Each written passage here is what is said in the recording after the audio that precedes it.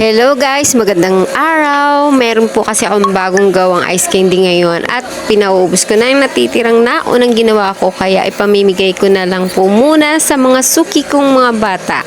Ayan, para pa-freebie rin po natin, hindi lang po naman sa online o sa cellphone kung anong marketing nagpapa-freebie. Pati rin naman po dito sa tindahan. Ano sila? Oh. Bigyan muna natin ng mga batan to.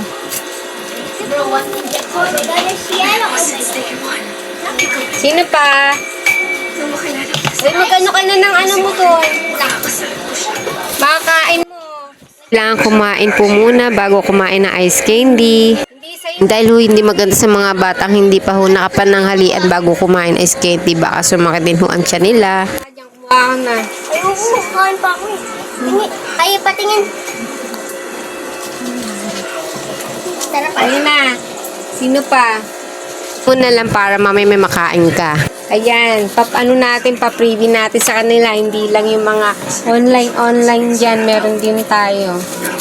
Uy, ice candy, lalagay mo sa ano? Anong lalagay mo ng asin? Lalagay ko dito. Kala ko.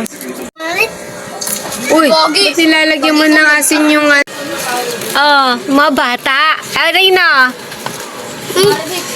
Oh, welcome. Sino pang bata dyan? Wala. Nang pagpalaing naman yung mga suki kong customer dito. Wala, mga natulog yata iba galing school. Siyempre, hinihintay ko lang makakain sila eh. Ay, si Duday, ayun o. Sila ano. Tawagin mo, dali. Dali. Ay, yung mga batang yon. Duday o. Mga bata. Ay, tawagin mo si Duday. Akin na, bigay ko. Dali na. Sino pa diyang iba? O, may isa pa. O, bigay natin sa aso. Sino pa dyan? Si ano? Si Enzo. Kendo!